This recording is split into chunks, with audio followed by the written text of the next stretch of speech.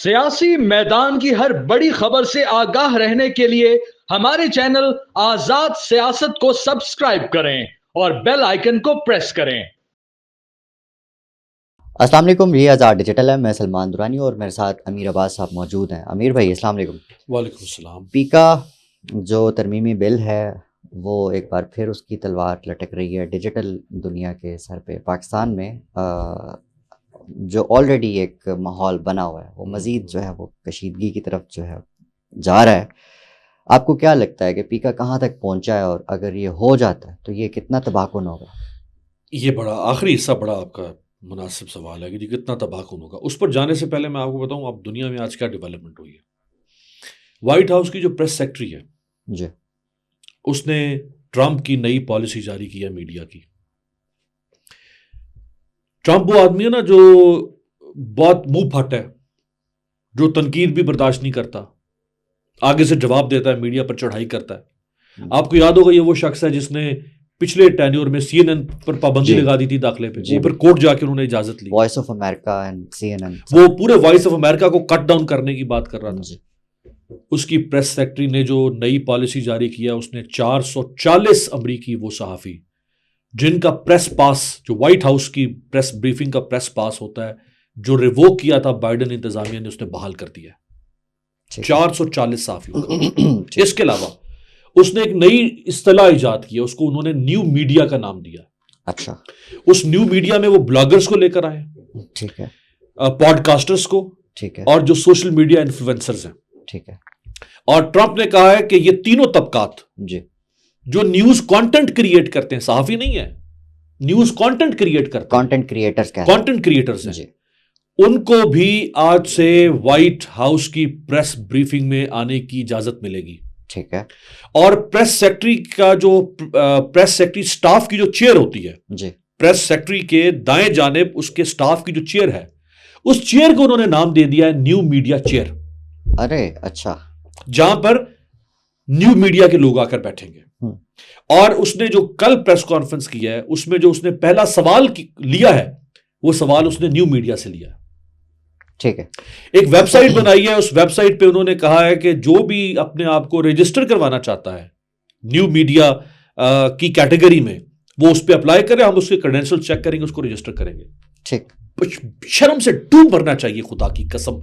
इस मुल्क के करता धरता ये जो इस हुकूमत में लोग बैठे हुए, शर्म से डूब मरे। ये 21वीं सदी के अंदर तुम बंद करना चाहते हो सोशल मीडिया को, तुम जुबानों के गिर्द कांटे बिछाना चाहते हो।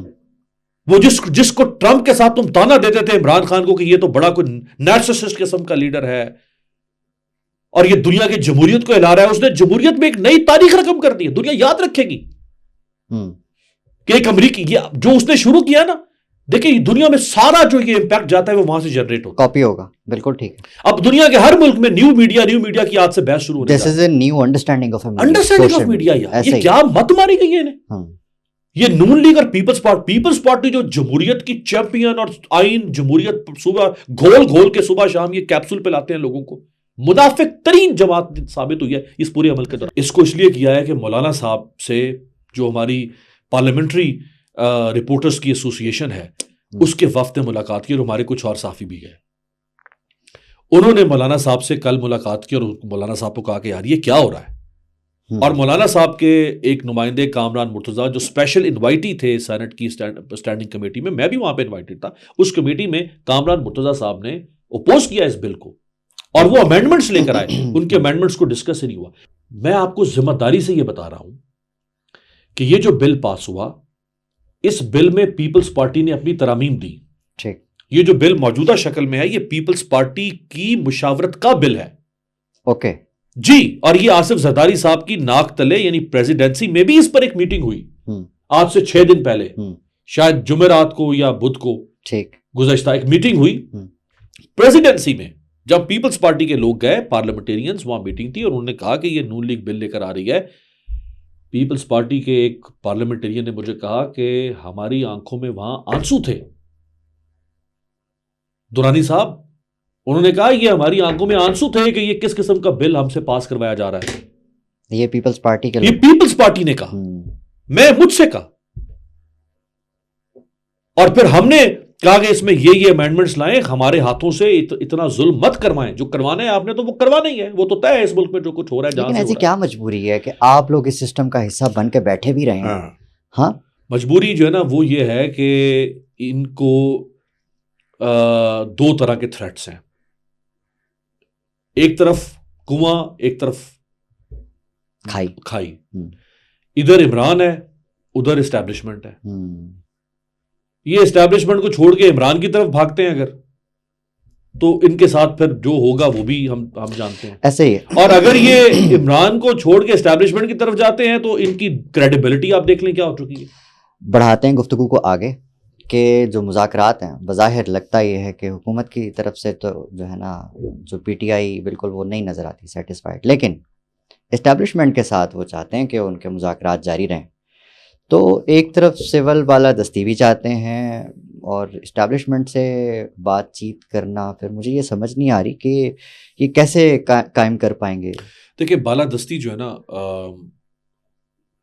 ज़ेर दस्ती से बालादस्ती की तरफ का सफर तय करना है ना जी। तो इस वक्त जो बालादस्त हैं, उनको आपने कहना है ना कि आप खुद को आइन के ज़ेर दस्त करें। ठीक। और जिनको आइन कहता है बालादस्त होना, उनको बालादस्त होने दें। वो कौन होते हैं? अवाम के मुंतखब नुमाइंदे और पार्लियामेंट और आइन, इनको बालादस्त होने दें। तो ये जो सफर आपने तय करना है ज़ेर दस्ती से बालादस्ती का, अब इस वक्त जो बालादस्त है उससे बात किए बगैर आप कैसे कर सकते हैं? जब जिसको हम ट्रूथ एंड रिकंसिलिएशन कमीशन भी कहते हैं, जो नेल्सन मंडेला की मिसाल दी जाती है, बालादस्त से क्या बात करेंगे? बालादस्त से ये बात करेंगे कि भाई क्या मसाइल हैं, बात हो रही वो तो सारी, हाँ बिल्कुल है, उसमें कोई दुराई नहीं है ना। ये बात दुरुस्त है कि इस्टेब्लिशमेंट की तरफ से भी और इस तरफ से भी, पीटीआई की तरफ से भी, चैनल दोनों तरफ से खुले हैं। लेकिन इस्टेब्लिशमेंट में मैं ये नहीं कह सकता कि वो किस लेवल का चैनल है, मैं उसके बारे में नहीं कह सकता, लेकिन चैनल बहरहाल वहां से ओपन है। हाँ। वो बराह रास्त है, बिल वास्ता है या बिला वास्ता है, ये दोनों तरह से चल रहा होगा। लेकिन किस लेवल पे बात हो रही है ये मैं नहीं कहता कि वो आर्मी चीफ के लेवल पे बात कर रहे होंगे या DGISI के लेवल पे। आपकी क्या इत्तलात है? बात हो रही है? बात बिल्कुल जारी बात है, राब्ता तो अच्छा, बीच में इसमें है एक और डेवलपमेंट सामने आती है कि अली अमीन गंडापुर और इमरान खान के बीच में एक रिफ्ट जो है वो डिस्कस होती है। उसमें ये भी एंगल निकलता है कि हो सकता है इमरान खान साहब शायद अब अली अमीन गंडापुर को दरवाज़ा समझा जाता है ना, रास्ता समझा जाता है टुवर्ड्स एस्टैब्लिशमेंट, शायद वो अब वो बंद करना चाहते हैं। देखिए अली अमीन गंडापुर के खिलाफ भी एक लॉबी है जी पीटीआई के अंदर जो उनसे नाखुश है। एक तो अली अमीन गंडापुर बहरहाल पीटीआई में डोमिनेट कर चुके हैं। अच्छा। उनका एक स्टाइल है ना, अग्रेसिव स्टाइल, लंबे बाल, डेल डोल, ठीक है, मैटर करती है ये चीज़ें? ये हमारी पॉलिटिक्स में करती है, यस हमारी पॉलिटिक्स में करती है, दुनिया की पॉलिटिक्स में नहीं, हमारी पॉलिटिक्स में मैटर करती है। अच्छा, इस चीज़ में ना उनकी बहादुरी का जो एलिमेंट है ना, कई दफ़ा वो चैलेंज भी हुआ है, ठीक है, हिमाकत भी हो जाती है। वो अवाम ने काफ़ी उनको जो है वो सबक भी सिखाया है, हिमाकत भी हो जाती है। लेकिन उनका ओवरऑल जो एक पर्सनैलिटी बन चुकी है ना, aggressive, angry bird, angry young man, establish नहीं हुई। इंप्रेशन की बात कर रहा हूँ मैं, वही कह रहा हूँ, इंप्रेशन तो यही है। इंप्रेशन भी मुकम्मल तौर पे वो एस्टैब्लिश नहीं हो पाया जैसे वो था ना। हाँ। अली अमीन गंडापुर साहब जैसे पहले एक बड़ी भारी भरकम शख्सियत है, अब वो नजर नहीं आती, अब वो रहे नहीं। प्रेशर्स भी बहुत है ना, अब लगता है कि वो शायद पीछे भीगी बिल्ली बन जाते हैं और सामने आके बस वो दो चार भड़के मारते हैं, उसके अलावा कुछ चारा नहीं है। क्या करें आप? तो फिर तो वो पर्सनालिटी एस्टैब्लिश ना रहे, वो तो कोई भी होगा यही करेगा। अच्छा ठीक। आज शहबाज शरीफ, इमरान खान शहबाज शरीफ सामने वज़ीर आज़म है, हाँ, पीछे जब बात होती होगी तो क्या वो यूं कहते होंगे सीना तान के? नहीं, वो तो सामने भी कुछ नहीं है, वो तो पीछे भी कुछ नहीं। तो फिर इस वक्त ये हम अली अमीन के बारे में कम से कम ये तासुर था कि वो बड़े तगड़े किस्म के इमरान खान के सिपाही हैं, लीडर हैं और पाकिस्तान तहरीक इंसाफ का बहुत बड़ा असासा है। लेकिन अब तो जाहिर है उन पे भी कॉम्प्रोमाइज्ड होने तक के इल्जामात लग रहे हैं। कॉम्प्रोमाइज्ड में ना और हिकमत में एक फ़र्क होता है। कॉम्प्रोमाइज्ड ये होना होता है कि आप मेरे दोस्त हैं, मेरे साथी हैं और आप मुझे बताए बगैर डबल गेम कर रहे हैं, ठीक, डबल एजेंट का काम कर रहे हैं, ये होता है कॉम्प्रोमाइज्ड होना। या आपको किसी और ने मेरे साथ प्लांट किया हुआ है और आप किसी और के प्लांटेड है, मेरे साथ आपकी कोई एसोसिएशन नहीं है। तो ये दोनों चीजें नहीं। आपका मतलब है अली अमीन गंडापुर साहब इमरान खान साहब की मुशावरत से चल रहे हैं? Yes, confidence. इमरान खान को पता है कि उनके एस्टैब्लिशमेंट से ताल्लुक। इस सारी सिचुएशन में अब आते हैं अमीर भाई, आखिरी हमारा पॉइंट है 8 फरवरी का जो जलसा करने का ऐलान किया है पीटीआई ने, उसको आप कितना अहम समझते हैं और क्या ये होने देगी पंजाब गवर्नमेंट? नहीं, आपको पता है इन्होंने पहले पंजाब में जलसा करने की कई बार कोशिश की, वो नहीं हो सका। बल्कि एक जलसा जो आखिरी बमुश्किल इनको इजाज़त मिली वो लाहौर शहर के बाहर रिंग रोड का जो बिल्कुल उसका मुजाफाती इलाका है, वहाँ एक मवेशी मंडी में इनको जी बिल्कुल इजाज़त दी गई। और उसमें भी जैसे ही वक्त ख़त्म हुआ, जलसे का टाइम था, इतनी सख्त शराइत थी, जैसे ही वक्त ख़त्म हुआ तो वहाँ पे फिर उन्होंने लाइटें ऑफ कर दी और लोगों को वहाँ से कहा कि निकलो, भागो यहाँ से, खबरदार। अब क्या जवाब होगा? वही क्या है कि जी शर पसंद है, फसादी है, आपने घर नहीं है ना जवाब, डीसी ने इजाजत देनी है। आज देख लें 29 तारीख है, बीच में 7-8 दिन का वक्त है, डीसी इजाजत नहीं देगा, शराइत लगा देगा, ये भागे भागे अदालत में जाएंगे, अदालत बुलाएगा डीसी को कि जी ये करो वो करो, ठीक है, इतने में इनका 8 आ जाएगी बेचारों की। तो वो क्या ये तैयारी क्या खाक करेंगे, मोबिलाइजेशन क्या करेंगे। आलिया हमजा जो अभी जिनको चीफ ऑर्गेनाइजर बनाया है इमरान खान ने पंजाब में जी, उन्होंने देखें बहुत सफ़र किया है। बिल्कुल, उनको 9 मई के बाद उठाया गया, उन्हें गिरफ्तार किया गया, उनके ऊपर कई केसेस बनाए गए, उनको भी कई मुकदमात में रखा गया, उनकी फैमिली ने सफ़र किया बहुत। और वो एक इंतहाई डिसेंट खातून है। हम तो उनको पिछला जो उनका टेन्योर था एज पार्लियामेंटेरियन, यहाँ पार्लियामेंट में उनसे मुलाकात, she is a good law maker, मुमकिन है, मैं वो सलाहियत नहीं उनकी मैं जानता, लेकिन मैं तो एज एक खातून होने की हैसियत से जो उनकी शख्सियत है, वो इंतहाई तमीज़दार, इंतहाई शुस्ता, इंतहाई हम्बल, इंतहाई कंपैशनेट किस्म की खातून थी। और उन्होंने सफ़र किया है, उनके बच्चों ने, उनकी फैमिली ने, वो कोई बहुत बड़े जागीरदार और बहुत बड़े किसी सियासी खानवादे से उनका ताल्लुक़ नहीं था कि वो किसी बहुत बड़ी पॉलिटिकल लेगेसी लेकर आई है सियासत में। ऐसी खातून ने जिस हिम्मत का मुजाहरा किया है, यार देखिए, मुखालिफ तो वो होता है ना, आपको पता है ना कि हमारे अफसरान को इंडिया ने भी क्रेडिट किया हुआ है। अच्छा, आलिया दुश्मन भी आपको क्रेडिट करता है। आलिया और जुनैद अकबर, ऐसी पर्सनैलिटीज को सामने लाना, इसमें टाइमिंग बड़ी मैटर करती है। इस टाइम पे आपको क्या लगता है ये फैसला क्यों किया गया खान साहब? ये फैसला इसलिए किया गया कि खान साहब अब गियर चेंज करने लगे हैं। ये जो सख्त एहतजाज वाली बात आ रही है, ये वाकई देखिए, आपको पता है कि कल मुज़ाकरात ख़त्म हो गया जी, ठीक है। कमेटी ने कहा है, जो हुकूमती कमेटी ने कहा है कि हम 31 जनवरी तक कमेटी को रखेंगे एक्टिव, 31 के बाद हम इस कमेटी को ख़त्म कर देंगे। इन्होंने आना है तो ये 31 तक आ जाए, तो इसका मतलब है उन्होंने अगर जाना होता तो वो चले जाते, 28 को ही चले जाते, वो तो नहीं गए। तो कमेटी ख़त्म, मुज़ाकरात ख़त्म, मुअत्तल। जब ख़त्म हो गए तो अब क्या तरीका है?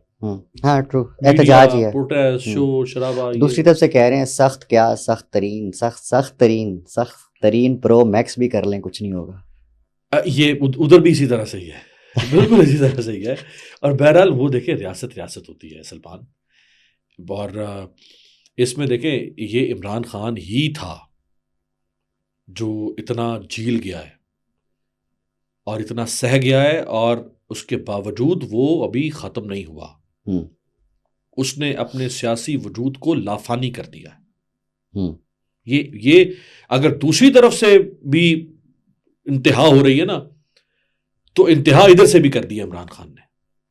कोई और माई का लाल सियासत में अब तक किसी में इतना तप्पड़ नहीं था कि वो 3 साला इस फस्तायत, जिस फस्तायत की कोई मिसाल ना आपकी जनरेशन में होगी, ना मेरी जनरेशन ने देखी है, ना हमसे 2-4 साल बड़ी उम्र की जनरेशन ने देखी है। अब जो ज़िया का ज़माना या अयूब का ज़माना ना, वो तो यार किताबों में मिलता है ना, ऐसे ही है, हमने देखा नहीं है, देख रहे उन्होंने तो नहीं देखा ना, ऐसे ही है। किसी माई के लाल ने इतनी फस्तायत को नहीं सहा, ना उसने अपने ऊपर झीली है अपने तन पे। और अगर किसी के ऊपर कुछ आई भी तो उसके पैरों तले से जमीन निकली। वो चाहे नवाज शरीफ था, 12 अक्टूबर के बाद डील करके नवाज शरीफ 10 साल का मुआहदा करके सऊदी शाही खानदान और हरेरी खानदान के साथ बाहर गया, और जरदारी साहब ने यहां बड़क लगाई थी 2015 में कि मैं तुम्हारी ईंट से ईंट बजा दूंगा। राहिल शरीफ को कहा था कि तुमने 3 साल रहना है, हमने सदा रहना है। और ये कहने के बाद फिर जरदारी साहब बीमार हो गए थे और दुबई चले गए थे। तो ये इमरान खान जो है उसने बहरहाल एक तारीख रकम कर दी है, उसकी अपनी दूसरी बहस आप कर सकते हैं, ऐसे ही है। तो इसलिए इतना आसान नहीं है। अमीर भाई, to conclude, thank you very much for your time. अगले एपिसोड में बैठते हैं। Thank you.